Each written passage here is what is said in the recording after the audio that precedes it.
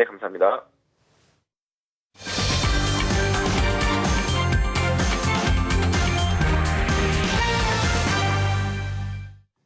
편안한 주말 보내셨습니까? 월요일 아침 글로벌 마켓 나우의 김희욱입니다. 밖에 날씨가 상당히 좀 매섭습니다. 그런 만큼 이제 한겨울이 들어와 있다. 크리스마스도 이번 주간에 들어있죠. 자, 그럼 과연 산타랠리를 이번에 기대해도 되겠는가? 글쎄, 진짜 이 산타클로스가 몰래 오는 게 원래 이제 맞죠. 애들이 자고 있을 때 몰래 오는데 이 산타랠리도 진짜 부지불식간에 어떻게 이렇게 불이 붙어버렸죠? 미국에서는 이제 뭐 산타랠리가 올 거냐 말 거냐는 뭐 이미 다 넘어가가지고 산타랠리는 확실하게 이제 왔고 이제 얼마나 어떻게 효과를 낼 것인가에 집중하고 있는 상황입니다. 다우지수 FMC 이전 수준인 17,800선을 다우지수가 회복했고요. S&P 500 지수도 2070포인트까지 다시 반등하면서 언제 우리가 FMC를 앞두고 2000을 깼었지? 과거지사의 격으로다가 지금 생각하고 있죠. 다우지수 한 주 동안의 그림 보실까요?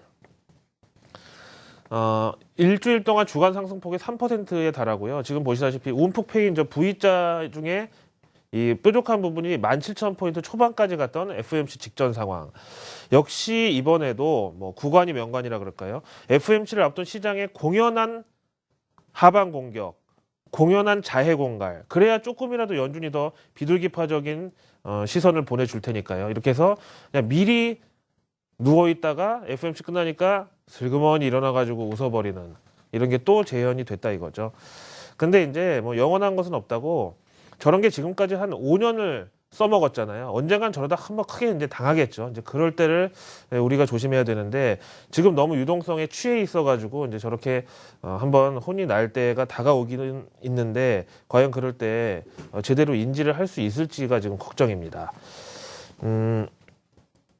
지난 이제 이 주말판 외신들의 이제 이 기사를 보다 보니까요. 지난 한 주는 정말 뭐 FMC에 울었다 웃었다 FMC가 시장을 만들어 놨다고 해도 과언이 아닌데 이런 점에서 많이 쓰고 있더라고요.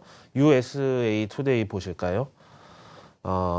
떴다 연준 긴급 구조만 쓸래다가 그럼 좀 약한 것 같아요. 그래서 떴다 연준 드림팀 하자니 이게 또 뭐 이상한 것 같아요. 다 써버렸거든요. 연준 긴급 구조 드림팀이 이렇게 보시다시피 출동을 했는데 아이고 또 사이즈가 이렇게 요 날이 이제 FMC 날이었다가 그야말로 이제 V자 반등하면서 이제 치고 올라가고 있잖아요. 근데 이제 USA 투데이의 이게 주말판 일면인데 뭐 이게 사실인지 아닌지는 뭐 물론 알 수가 없지만은요. 미국의 중앙은행이자 글로벌 유동성의 보고 이 연방준비제도 이사회는 그 내부에 폭락방지위원회라는 조직이 있다라는 그런 설이 있잖아요. 뭐 우리 국정원처럼 음지에서 활동하되 양지를 지향한다 뭐 이런 특성이라고 이제 월가에서도 이렇게 이제 음모론 좋아하는 사람들이 무용담처럼 이제 얘기를 하고 있는데요. 어쨌든 이번에도 연준이 구조대가 출동을 해서 활약을 하긴 했죠. 지금 보시는 대로 이날이 이제 FMC 날. 이제 여기에 대해서 뭐 당연히 시장에서는 뭐 좋아하고 또 연준을 한번 이제 우리가 길들이는데 성공을 했다. 예? 게다가 이제 그동안에 이제 흔히 있었던 연준의 이제 이 투정이나 어떤 이 협박 같은 거 귀엽지만은 뭐 이런 게 안 통할 듯 안 통할 듯 하는데 항상 통해왔단 말이에요. 여기에 대해서 이제 전문가들도 연준의 듀얼 맨데이트라고 그러잖아요. 양대 책무. 그게 인플레이션하고 실업률을 동시에 챙기는 건데 이제는 3대 책무가 세 번째 책무가 추가돼가지고 신 3대 책무는 연준이 실업률 챙기고 인플레이션 챙기고 그다음에 주가 관리까지 한다. 근데 그도 그럴 것이 미국의 증시는 앞에서 보신 대로 이제 연준 긴급구조 드림팀이 출동하면서 그동안에 깊었던 조정을 한 방에 뒤집으면서 이제 이 그야말로 V자 반등을 만들어냈는데 지금 보시는 대로 또 부가적으로 원님 덕에 나팔을 불었던 주체는 유가. 이것도 진짜 연준 FMC 직전까지만 해도 뭐 글로벌 디플레이션 우려가 증가하네 어쩌네 뭐 난리였었잖아요. 지금 유가 하락에 대해서는요. 저 오늘 유가가 얼마인지도 진짜 모르겠어요. 그럴 정도로 얘기가 쑥 들어갔단 말이에요. 그다음에 이머징 국가들의 이제 환율, 그다음에 브릭스 국가들의 환율 이런 게 이제 다 지금 보시다시피 이런 V자 효과를 맞이했다. 이런 얘기죠. 그래서 뭐 늘 말씀드리지만은 저는 뭐 이 애널리스트나 전문가들이 얘기하는 것 중에 그래도 개인적으로 제 사견입니다. 제일 후진 게 제가 얘기했었죠. 뭐 말 한 대로 됐죠. 이런 게 좀 그렇다고 보는데 어쨌든 이제 FOMC를 앞두고도 계속해서 이제 저는 가장 어둠이 짙을 때가 새벽이 가까워온 것이다. 뭐 이런 얘기를 이제 들었었는데 뭐 그렇게 얘기를 하면서도 저 솔직히 뭐 얼마나 와닿지 않으실까. 참, 이 와닿지 않는 얘기일 것이다라고 저도 예상을 하긴 했었습니다. 하여튼 결과가 지나고 나니까 이렇게 됐다는 거죠. 그 다음에 이제 야르데니 리서치에서도 이 비둘기의 데모, 제닛 옐런에 대해서 옐런이 이 불마켓의 갓마더다. 예? 갓파더는 대부고요. 갓마더는 이제 데모인데 옐런은 이제 이렇게 표현합니다. 그래서 보통 강세장을 얘기하는 이제 불마켓의 데모 옐런이 뭐 드문드문 걸어도 황소걸음이라고 한마디 할 때마다 지금까지 보면은요 연준 의장으로 취임을 한 게 2014년 이제 올해 1월인데 하마평이 이미 나왔던 건 작년 하반기였었고요. 근데 옐런이 이제 연준 의장 취임하기 전에도 요 이제 까만 선이 옐런 연설이거든요. 옐런 연설하고 나서는 항상 시장이 올랐다는 거예요. 이렇게. 예? 뭐 약간 떨어지는 때도 있었어요. 근데 하지만 뭐 대체로. 예? 근데 이게 뭐 계속 오르는 장이었고, 그 다음에 연준의 양적 완화가 계속 이제 영향을 미치고 있었을 때니까 그럴 수는 있는데, 어쨌든 옐런은 어차피 취임 전부터 저런 비둘기파의 데모 역할을 해왔고, 옐런이 연설을 하면은 그 다음에 시장이 오르는 것은 아주 전형적인 이펙트였다. 다시 말하면, 그럼 연준이래네요. 옐런의 연설 같은 경우는 연준 의장 취임 전에도 연준 부의장이었었기 때문에 제넷 옐런의 연설은 스케줄이 다 미리 나온단 말이에요. 이제 그걸 보고서 어차피 그럼 옐런 연설이 끝나면 시장이 오를 테니까 이걸 이제 공식화해가지고 그 전에는 밑으로 패자. 그 다음에 연설 끝나고 나면 쇼커버로 확 들어올리는 이런 식도 당연히 이제 가능했겠죠. 시장이 어차피 사람이 만드는 거 아니겠어요? 그런데 이제 올 들어가지고 이제 봤더니 올해는 상당히 좀 유의성이 거의 반반 수준으로 물론 오를 때도 있지만 떨어질 때도 있었고 이제 이런 식으로 이제 그래서 과연 이게 시작인가 끝인가 요거를 봐야 되는데 과연 이 옐런이 불마켓과의 이별을 선언하느냐 아니면 그래도 역시 옐런은 옐런이다 이제 이렇게 가느냐 이렇게 봐야 되는 거죠. 연준 폭락 방지 전담 팀이 있다면 저도 나름대로 이제 외신 업계와 뭐 이쪽 증권 업계에서는 진짜 폭락할 때마다 그러지 말라고 좀 말리는 사람 중에 한 명인데요. 이제 그 중에 또 하나로 예를 들었던 게 바로 이제 이 파생 시장의 푸컬 레이쇼를 가지고 FOMC 뭐 2주 전에도 여러 번 보여드렸었는데 뭐 밀짚 모자 겨울에 사자고 아무리 주장해봤자 그 근거가 없다면 그런 소리는 그냥 이 공연한 소리로밖에 들리지 않죠. 근데 이제 이 지난 10월 FOMC 때도 상당히 혼란스러웠잖아요. 물론 그때 양적 완화 그 기조에 있어서 연준 채권 매입이 끝나는 달이라는 건 누구나 예상을 했고 진짜 끝났지만 오히려 그 전에 불확실성과 이 리스크 회피 현상은 더 심했었단 말이에요. 근데 그때 당시 보시면은 푸컬 레이셔가 1.53 갔다가 그 다음에 FOMC 거의 3거래일 앞두고 1.14 갔다가 FOMC 종료하자마자 갑자기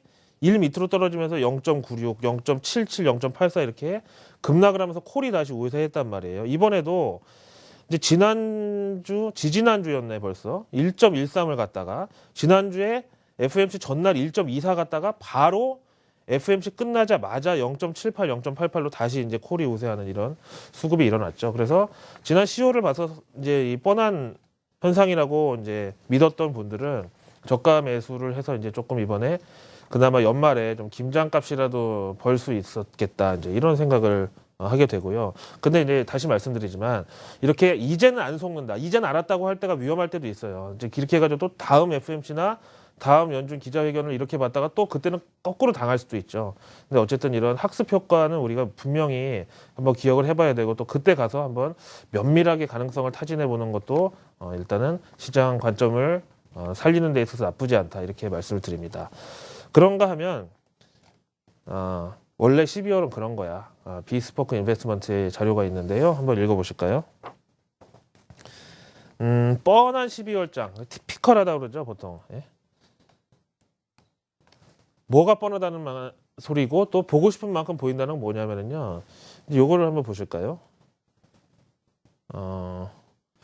이게 이제 S&P 500 지수를 가지고 1989년부터 한 20여 년 동안에 12월장을 평균을 내본 건데, 이제 요 하늘색을 보면은 이 오른쪽에 해당이 됩니다. 12월 달 시작을 할 때 조금 올랐다가 그 다음에 중순에 조정받았다가 그 다음에는 그냥 이제 12월 마지막 주, 이 크리스마스 있는 요 주는 그냥 이렇게 스트레이트로 우상향으로 가버리는 거 아니겠어요? 여기서부터 붙이면.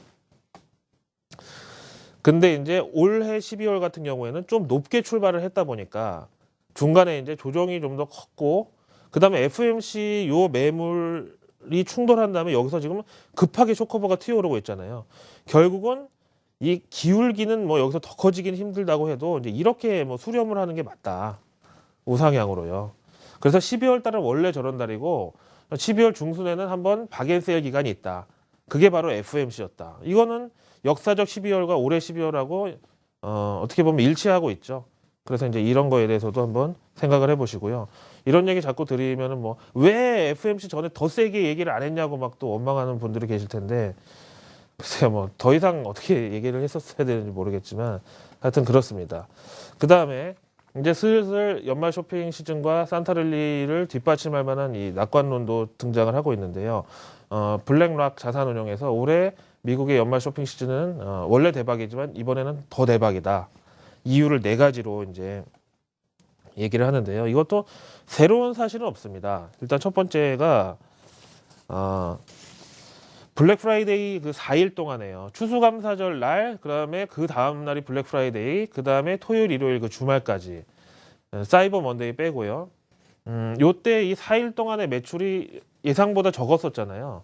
그럼에도 불구하고 올해는 좀 분산 효과에 따라서 블랙 프라이데이 당일날 그 도어 버스터라고 그러죠. 영화 같은 데 보면 이 상점 앞에 세일 물건 사려고 막 사람들이 줄 왕창 서 있다가 상점 문 열리면 뛰어들어가서 막 서로 막 싸우다가 옷 찢어지고 막 이런 게 없었지만 그래도 전후로 해서 꾸준하게 분산 효과가 있었다.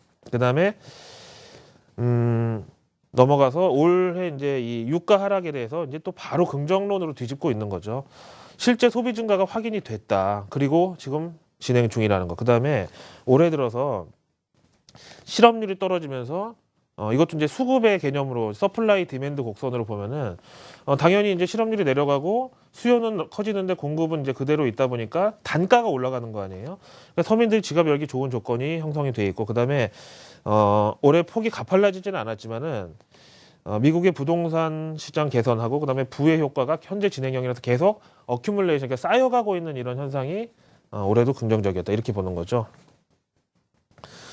자, 이제 이렇게 하면은 너무 또 장밋빛 일색이죠. 적어도 이제 지금까지 보신 외신들은 지난 금요일 날 우리가 코스피 비록 적은 거래량이었지만 30포인트 급등한 건 어느 정도 정당화해 줄 수 있는 재료는 충분하다고 봅니다. 그렇다면 이번 주부터 이제 다시 시장을 만들어야 되고요. 그 다음에 이제 지난 금요일 날 이제 일시적 급등 이후로 피로감이 있을 수도 있는데 이거에 대해서는 어떻게 적용을 해보는 게 좋냐면은요. 이제 달러 인덱스 보시면은 작년 요 12월 달에 이제 테이퍼 발표되네 만에 이제 할 때 그때는 오히려 반응이 적었고, 그다음에 이제 옥테이퍼네 뭐나 이제 뭐 발언 나올 때 이제 그때 또 한번 꿈틀했었고, 이제 어쨌든 최근 7년의 최고치까지 달러 인덱스가 올라와 있는 상황이고요. 지금 보신 대로 소비 경기 개선이나 이제 이런 것들은 오히려 달러 강세의 어떤 이 이펙트라고 봐야 되죠. 그러면 달러 강세는 우리는 어떤 손톱 및 가시를 또 신경 써야 되냐면 달러 대비 엔화 환율이 FOMC 때 117엔까지 떨어졌다가 지금 다시 120엔대를 향해서 회복 중이고요. 그런데 이것도 참 이런 표현 참 뭐라고 더러운 게 역동조화였잖아요. 달러엔 환율이. 근데 최근처럼 이렇게 위험자산, 안전자산의 이 대비가 극명하게 엇갈릴 때는 또 동조화로 가더란 말이에요. 그래서 이제 달러 대비 엔화 환율이 급격하게 떨어질 때는 코스피도 같이 떨어지고, 이게 또 급격하게 오를 때는 코스피는 또 롱숏을 맞고, 이제 이런 게 좀 열이 받는다는 건데요. 어쨌든 지금 수준에서는 아직 롱숏을 맞을 정도의 수준은 아니지만 지금 달러엔 환율과 코스피의 지금 동조화가 다시 역동조화로 뒤집어질 시기가 되기는 됐다. 그런 상황에서 120엔대 재탈환이 언제쯤인지 이건 한번 생각해 볼 필요가 있다는 거죠. MSCI 한국지수 마지막으로 숫자 한번 보시죠.